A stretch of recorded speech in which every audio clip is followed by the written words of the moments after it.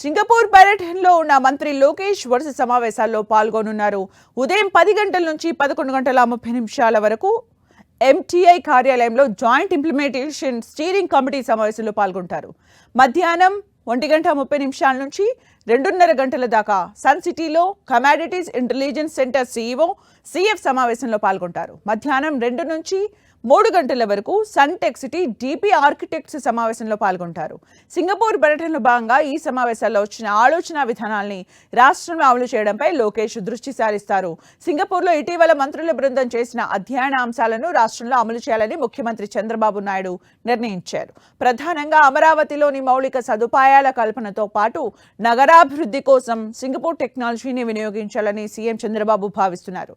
Singapore పర్యటనలో తెలుసుకున్న అంశాలను రాష్ట్రంలో అమలు చేయడంపై మంత్రి లోకేష్ ఫోకస్ పెడతారని అధికారిక వర్గాలు వెల్లడించాయి.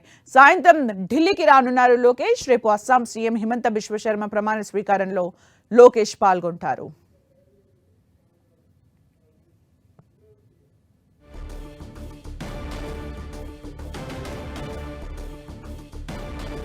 సింగపూర్లో మంత్రి లోకేష్ పర్యటన కొనసాగుతోంది.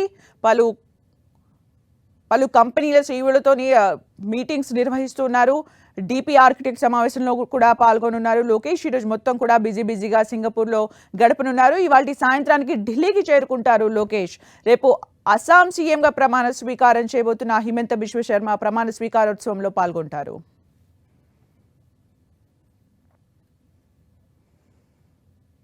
నేటి నుంచి తెలంగాణలో విద్యా వారోత్సవాలు జరగనున్నాయి. వాటి నుంచి నెల 17 వరకు విద్యా వారోత్సవాలు జరగనున్నాయి. ఎల్బీ స్టేడియంలో సీఎం రేవంత్ కార్యక్రమాన్ని ప్రారంభించనున్నారు. విద్యా వారోత్సవాలను అత్యంత ప్రతిష్టాత్మకంగా నిర్వహిస్తున్న ప్రభుత్వ పాఠశాలల్లో మౌలిక సదుపాయాల కల్పనే లక్ష్యంగా పెట్టుకుంది. విద్యా ప్రమాణాలు పెంచేందుకు 7 రోజులు కార్యక్రమాలు చేస్తున్నారు. విద్యా వారోత్సవాల ద్వారా నాణ్యమైన విద్యను అందించడమే సర్కార్ లక్ష్యం.